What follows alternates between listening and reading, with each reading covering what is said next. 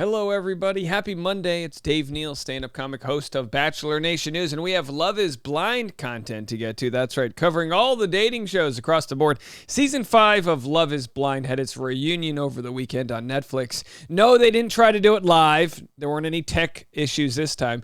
But the only issue was the fact that we've learned the show just doesn't work.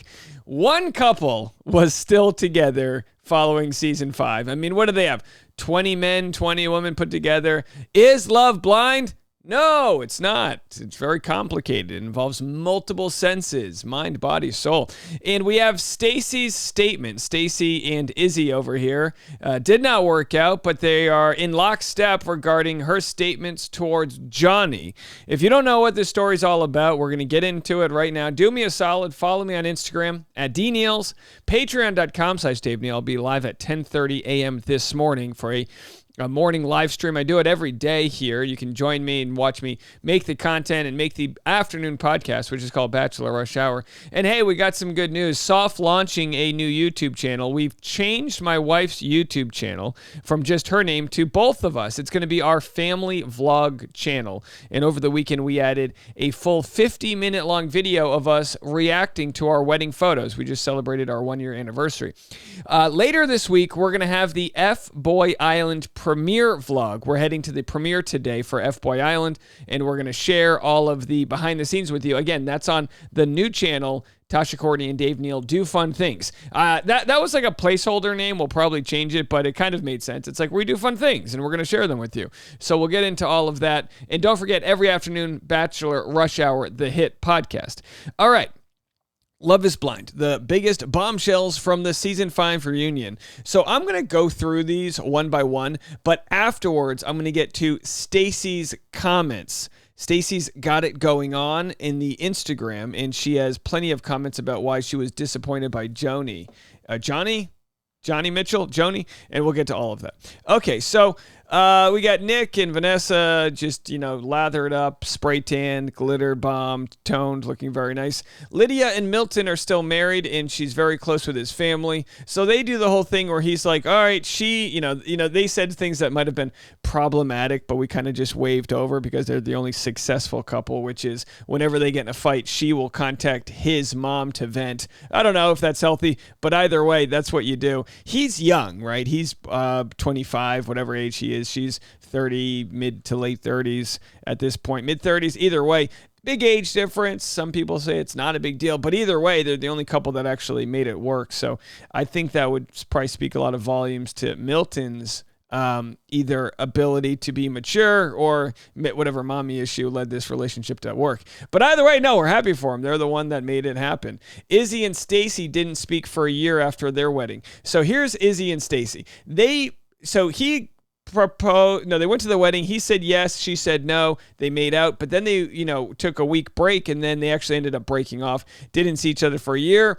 And then she randomly runs into him at a bar in Houston when she's with her family. And then they try briefly to see if they can make things work out, and it doesn't.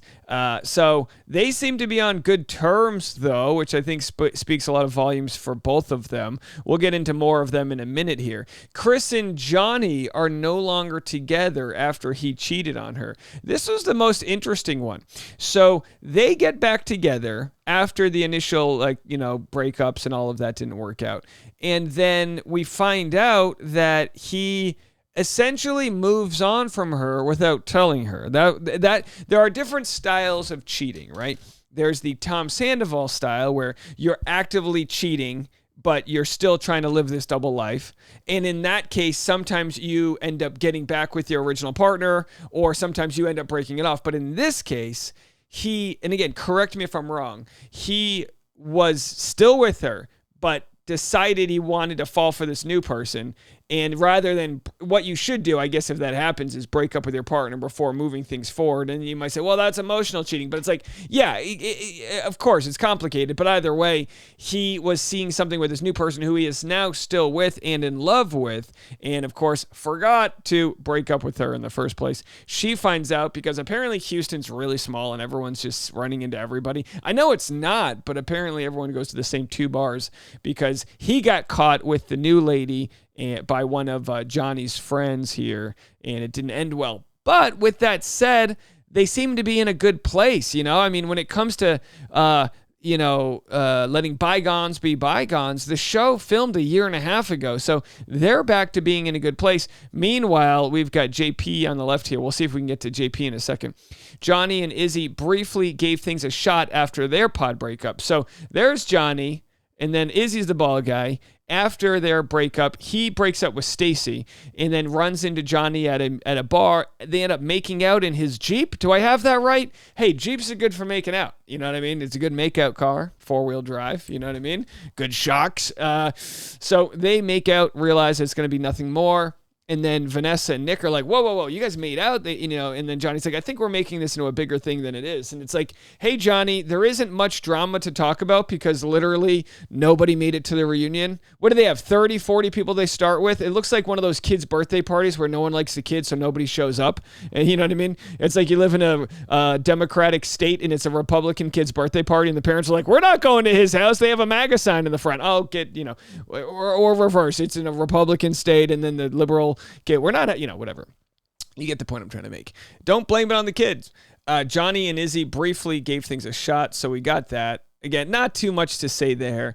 It didn't work out. None of these relationships do because there's too much pressure. Listen, I know pressure can turn coal into a diamond, but when it comes to Love is Blind, the pressure of getting married, it doesn't you don't build a relationship that way. You ever see in a normal relationship that finds success, you start a fire, you blow on the fire, you give it a little bit of oxygen and you help it grow. On Love is Blind, they start a fire and then they blow into it and it just goes up in dust, right? Because you need to have the right amount of chemistry to make it all work, and in most cases it doesn't.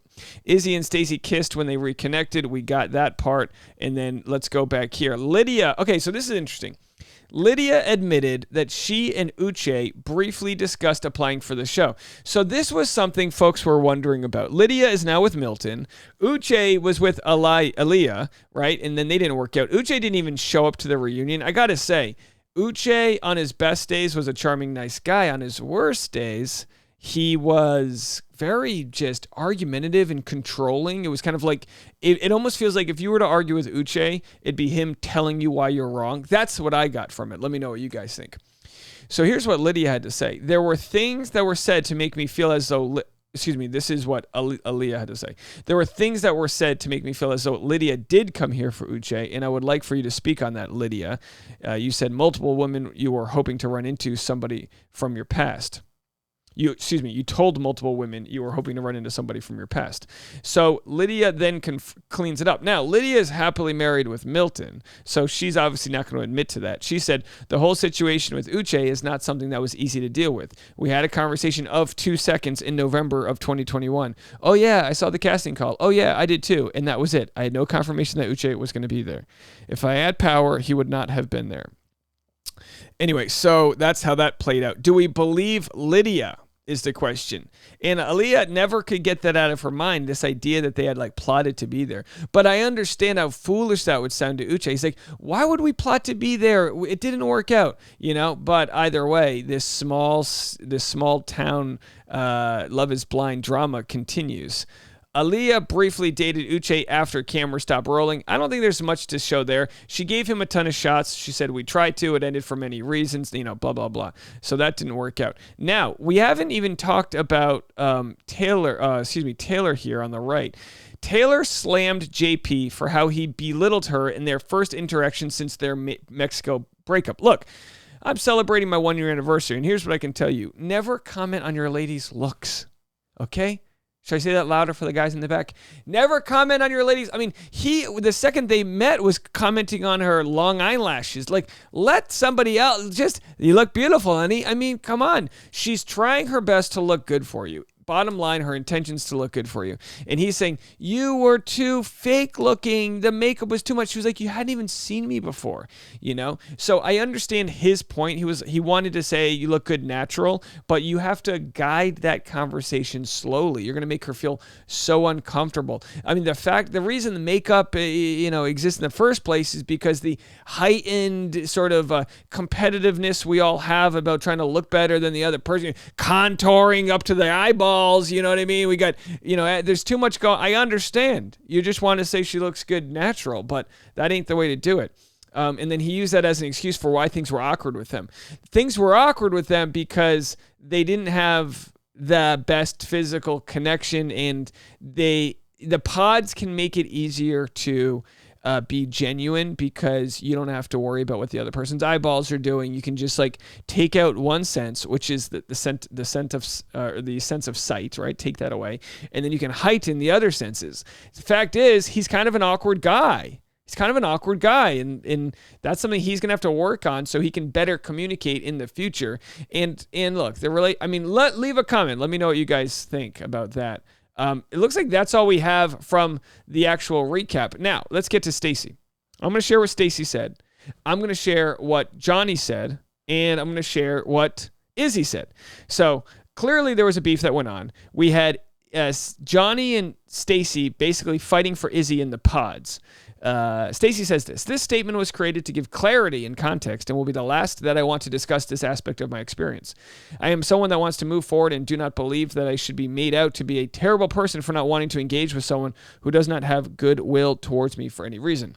Before I read this for you, I'm just going to say sometimes the person who tries to get more clarity ends up looking like the person who's in the wrong here. Let's just start there. She says, I have anxiously been waiting in silence to address the context of where my frustration and anger comes from regarding Johnie. During and outside of filming, she bashed me as a person as well as my physical appearance. While in the pods, she told my fellow castmates Izzy would never be happy with her. If that's what he wants, he's going to have bigger problems outside of here. Stacy is the safe choice. If Izzy chooses Stacy, he's going to be disappointed at reveal because she is not hot. Some of these things were said while I was in the room, and some were said to my friends behind my back, who in turn told me. I never once called her out or attacked her for doing these things because I was focused on my relationship and engagement with Izzy. Now, I don't doubt that happened. We watched it happen. Johnie did a poor job of getting dumped, right? She gets dumped, and then she does the whole, like, take the ball and run with it. She was like, oh, he's going to regret this, that type of deal. And it's like, all right, just take the loss, on the chin. No pun intended. At the BBQ, Milton, Johnie, and I were sitting together, and Milton said, man, Johnie, I don't remember Stacy from the pods, but we met in Mexico, and she's super cool. Johnie scoffed and replied, not memorable, shocking, with a sarcastic tone, making me feel like I shouldn't be a memorable person. I'd yet to reply to her in any negative manner, but she crossed my boundaries with that final remark, which is why you see me respond the way I do after she approached me with the deceitful comment. The comment I made about Johnny's face was because I was shocked that someone who was supposedly Lydia's closest friend was acting like she believed Uche's awful accusations about her and finding humor in it. It felt like a betrayal of the friendships I knew were built in the pods, and while it just goes on and on and on. It feels very ironic that I'm being portrayed as a bully when in fact the actions of Johnie were very much come across to me as antagonizing, for which I stood up for myself and others against. I strongly encouraged anyone feeling attacked or belittled to stand up for themselves. Look, yeah, I agree with Stacy that I think Johnny's comments were belittling, and I think the audience would have seen that and does see that. Here's what it gets interesting. She provides character witnesses here. Many of my fellow castmates witnessed all of which I am stating and have encouraged me to speak up. These cast members are Izzy, James, Taylor, so the whole list here, but most importantly, Izzy, right? So she shares that. Izzy shares what she said, and here's what he had to say. Thank you all from the bottom of my heart for this amazing journey you've gotten to experience with all of us. It's real and raw. We've grown and we've learned so much about ourselves. At the end of the day, remember, we're all human. No one's perfect, but we learn and grow, and that's the important part. Kiss your sons or your daughters goodnight and tell each other, I love you more.